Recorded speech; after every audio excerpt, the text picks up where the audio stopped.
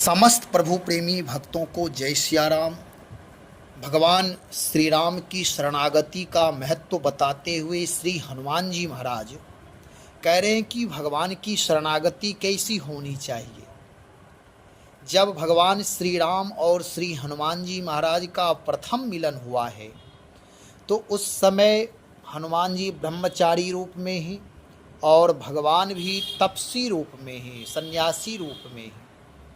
और जब भगवान अपना परिचय देते हैं, हनुमान जी पहचान लेते हैं, भगवान के चरण में गिर जाते हैं, फिर कहते हैं प्रभु मैं तो जीव हूँ। जीव तो हमेशा ही संसारिक माया की वजह से, अविद्या के प्रभाव से और अपने दूषित संस्कार प्रारब्ध के प्रभाव से परमात्मा को, भगवान को भूल जाता है। क्या भगवान भी भक्त को या जीव को भूल जाते हैं?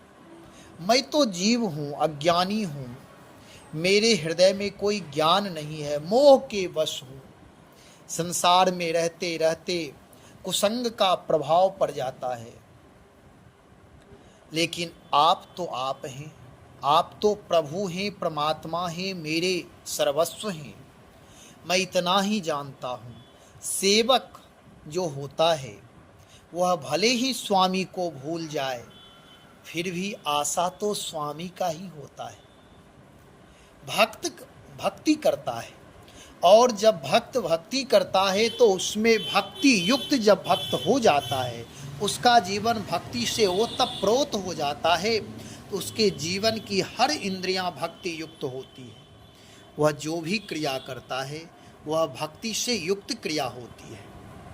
कहीं भी कोई भी क्रिया, चाहे उसका देखना हो, उसका सुनना हो, उसका भोजन करना हो, उसका चलने की क्रिया हो, जो भी क्रियाएं होती है वह सब भक्ति से युक्त। तो हनुमान जी महाराज सेवक हैं, भगवान के अनन्य भक्त हैं। भगवान को इन्होंने पहचाना नहीं पहचाना वे अलग बात है, लेकिन यहाँ हनुमान जी हम आप सब के लिए कह रहे हैं कि भगवान की शरणागति जब स्वीकार करो, भगवान का अनन्य भक्त बन जाओ, तब फिर उस समय केवल भगवान के भरोसे रहना, सहारा रहना ही सर्वोपरि है। कहते हनुमान जी, हे प्रभु सेवक सुत पति मातु भरोसे, रहई असोच बनई प्रभु पोसे।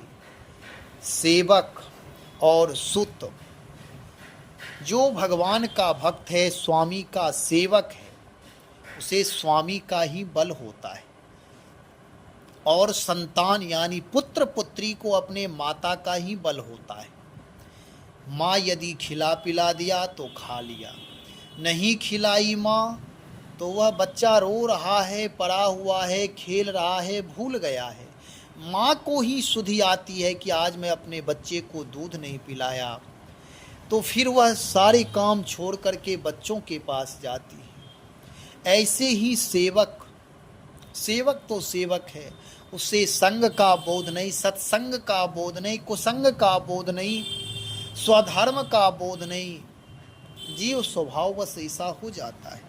लेकिन प्रभु अपने सेवक को अपनी तरफ से अहेतु की कृपा करके सुधार लेते हैं। ऐसे ही हे प्रभु मैं तो सेवक हूँ, सेवक सुत पति मातु भरोसे। सेवक स्वामी के बल पर रहता है और सुत माता के बल पर रहता है। रहई असोच बनई, निश्चिंत रहता है। सेवक भी निश्चिंत रहता है स्वामी के बल से, और संतान भी निश्चिंत माता पिता के सहारे रहते हैं।